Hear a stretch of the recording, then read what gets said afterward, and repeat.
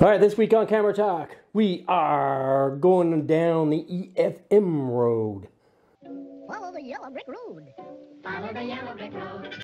I've got a Canon M50 that I use for my videos more than anything else, but I've got some lenses that go along with it whenever I'm looking for some lightweight photography. And this week we're going to look at the EFM 32 millimeter. It's an equivalent of a 51 millimeter full frame, but let's take a look at this together and see if it's worth the bang for the buck, so to speak. So grab yourself a coffee, grab yourself a drink, grab yourself a smoke of something. Wow, man, that's some heavy shit, man. And come on down. Here I am, Vietnam. Rain is always coming down. This is Camera Talk with Dr. Scott and Dylan. And this week on Camera Talk, we are going down, as the intro said, going down the EFM road of lenses that go with my EFM camera.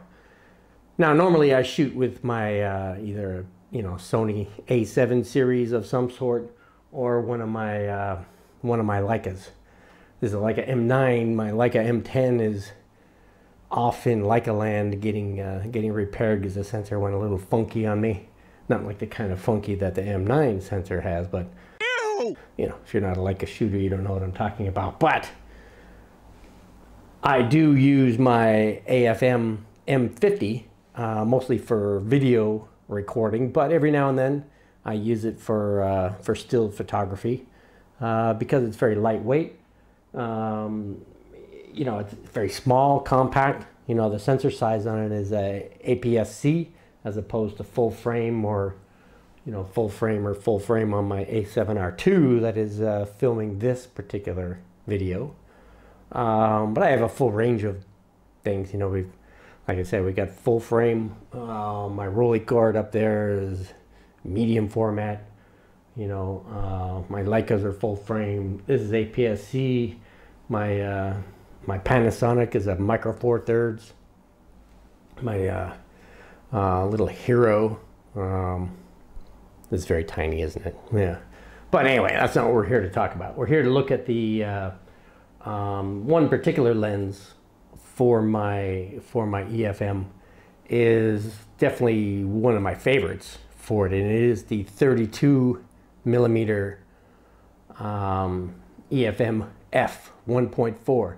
So it's the fastest, the widest aperture lens in the 8 lens lineup for the EFM family. Now, the rumors have been going on for several years now that Canon is going to pull the plug on EFM. What you talking about, doctor? Lineup and just go with the R series for APS-C and whatnot.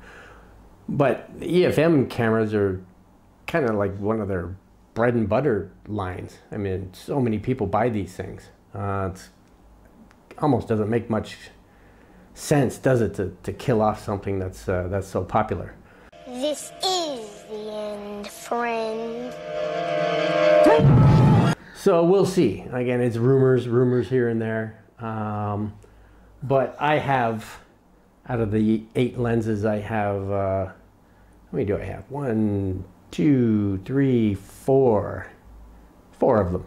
So I have half of the family.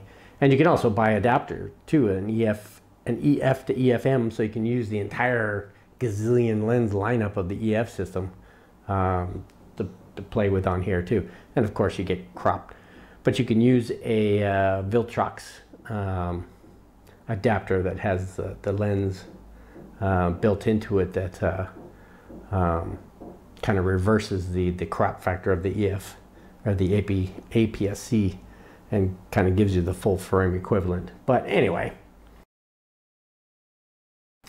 so this 32 millimeter here was introduced in 2018, so it's not all that old. it is, again, the fastest lens they have in the lineup. It's a 1.4. So it's pretty sweet for you know, if you're shooting in low light situations, or you know, if you're looking for some of that sweet out of focus background, right, mister? You like out of focus backgrounds, don't you? So again, it's a nice lens. It's not the cheapest in the world. I mean, it ranges anywhere from $4.50 to $500, you know, depending on where you buy it from. Are we keeping you up? The boring technical stuff, I know, sorry. But the breakdown on this thing is 14 elements in 8 groups. So if you've been following, you know, my channel at all, you'll see a lot of times I talk about vintage lenses where you're looking at like 4 elements in 3 groups or something like that. Well, there's 14 elements in 8 groups. So there's a lot of glass in here. There's one aspherical element as well, which helps to cut down on the chromatic aberrations and so forth and so on. It is super spectra coated. So again, if anybody follows along with the vintage lenses, all the Canon must-haves are all the SSCs for super spectra coated. You know, and of course the coatings are going to, you know, reduce flares and bring out vivid colors and so forth and so on. And that's one of the beauties of this particular lens, is that it does have some outstanding colors, super sharp, some pretty good image quality, I must say, for something that's pretty light. You know, it's 235 grams. So again, it's not the lightest in the world, but it's not heavy either. It's all metal, which is nice for again a compact lens. It has a metal lens mount, which is an EFM mount, of course, so it's very nice. Its close focus distance is 23 centimeters, and it has the only feature it actually has on here is a switch where it's got full or half a meter to infinity.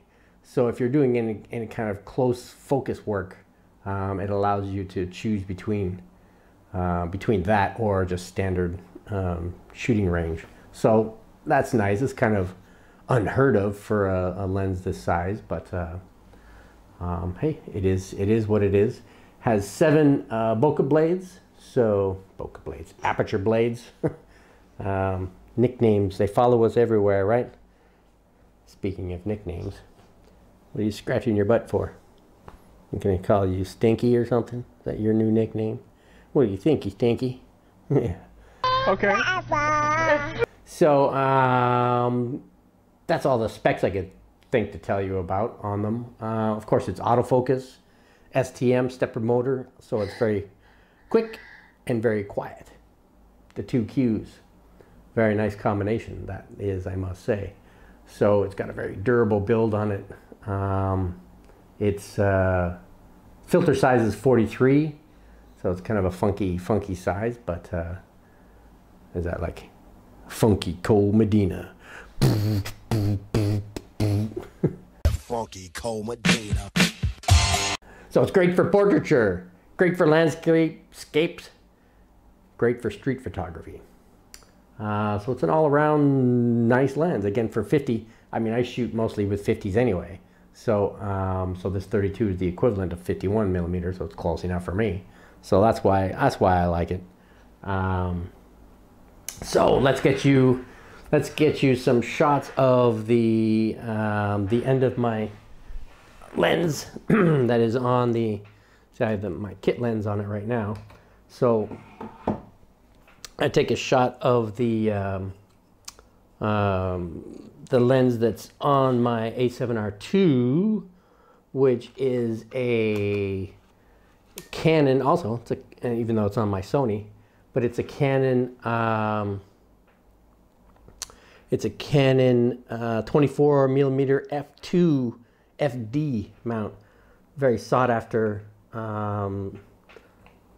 lens. Actually, it's like almost $1,000 or more.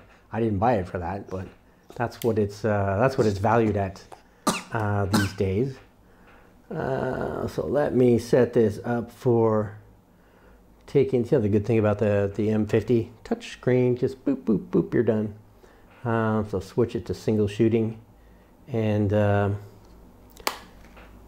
you don't need to see anything on there, mister. So let me get a shot of the again, the end of the lens here, and I try to focus in on the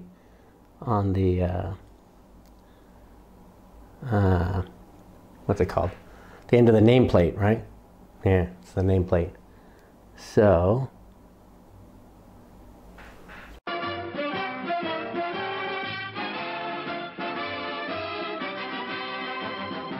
all right, 1, 2, 3. Da. Da. 1, 2, 3. Da. All right, so that's what was that at? That was at f3.5.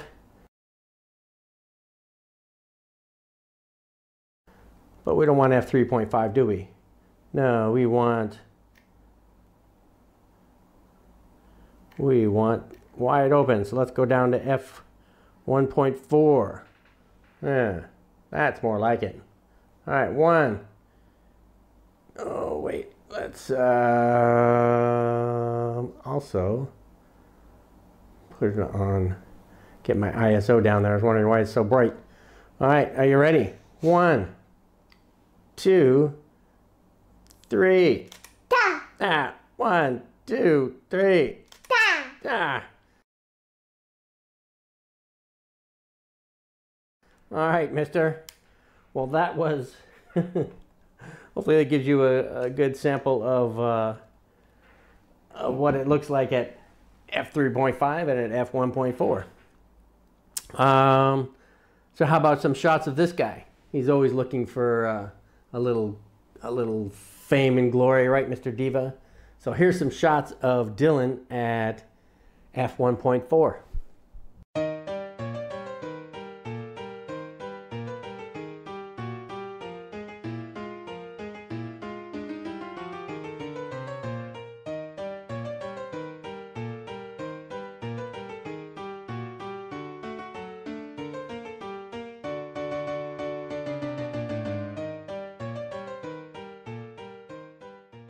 And here's some shots of Dylan at nighttime, just to give you a little daytime, nighttime comparisons.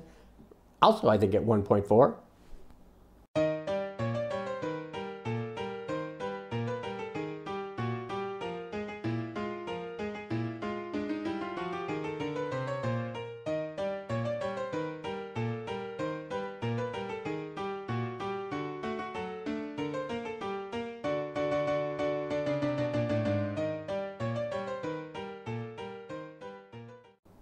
And I think, how about some random stuff? How about we show them what else the camera can take pictures of besides Dylan? So these are random shots at F whatever.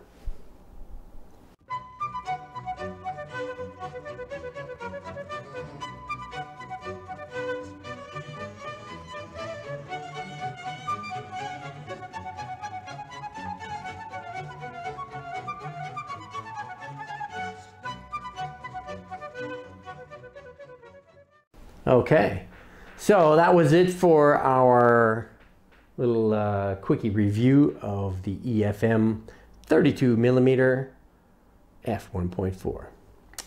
So with that said, how about a little plug for our photo editing software that we use because we support them, and that is Luminar AI and Luminar Neo. Now, Luminar is software produced by a company called Skylum, which is based out of Ukraine. And everybody knows what's going on with Ukraine right now. How could you not? You know, Russia's playing the part of the villains, and they're invading a country that didn't deserve to be invaded. And so I'm supporting Skylum. Hope you do too. So, you know, again, it's a photo editing software that I use for, you know, all these photos. And you know, it has all kinds of artificial intelligence. And that's right. It's not like yours is not artificial or anything, is it? And I'm afraid that's something I cannot allow to happen. So, you know, it has like a power line removal, one click of the button. You don't have to highlight anything or brush over anything. Same with spots and dust. Don't have to worry about it. You just click on the button and the AI takes care of it from there. It has masking AI. So it identifies all the various features of your photo and masks accordingly without you, again, having to brush over things like that. You click on mountains, it'll identify the mountains and create a mask for them. How wow is that, huh? You can also relight your scene. Very cool. So if you want to get yourself a copy, please do. You know, it's only about 80 bucks or so. It's yours for life. You know, there are no monthly subscriptions or anything else. You know, they give you free upgrades as they go. And, you know, again, for 80 bucks, that's pretty economical, right? But if you want to save $10, do you want to save $10? Click below. That's right. Click below. You'll save 8 bucks. 8 bucks? You'll save 10 bucks. Where'd 8 come from? Oh, 80. That's what I said. It's 80 bucks. So save $10. It's only $70 from there. Hey, why not? And then we get a little kickback too, right? We like kickbacks. Yay! Little extra cookies for Dylan. $1 million. And other than that, what else can you do? You can help support our channel and subscribe. And how about we do one from this arm, huh? You can subscribe. That's right. And how about we do it together? Father and son, subscribe. That's right, subscribe. And what else does YouTube like besides subscribers? We like the thumbs up girls, right? Give us a thumbs up so we can do thumbs up. Do do do do do do do do do do. Thumbs up.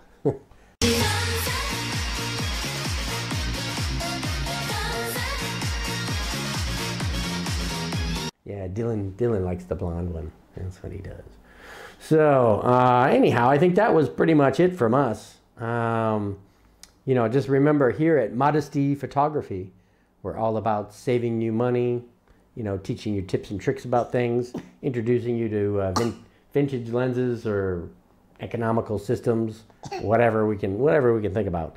Sometimes we go outside the realm of things and maybe talk about expensive things like, you know, Leica lenses or whatever. Like this lens here, $6,000, man. You know, but most of the time we talk about my giant collection of vintage lenses behind me, which are pretty economical, but still great bang for the buck. So anyway, why don't you come on back next week because you belong here. And that's right. Yeah, we're all one big happy family here. So if you have any requests for anything, leave a comment in the comment section below. He does that every now and then. He gets my wife's phone and he finds the channel and starts leaving all kinds of comments on there. Don't ya? FTTTPZZZXY AAAA. And then he hits enter and it loads comments on my comment section. So if you see any funky, weird looking ones like that, you know who is got a hold of a keyboard somewhere. I don't care. So with that said, come on back next week because this was Camera Talk with Dr. Scott and Dylan. So that was all we had for you this week. So stay safe out there and make sure you come on back next week, all right? So can you say bye-bye? All right, bye-bye. Here I am,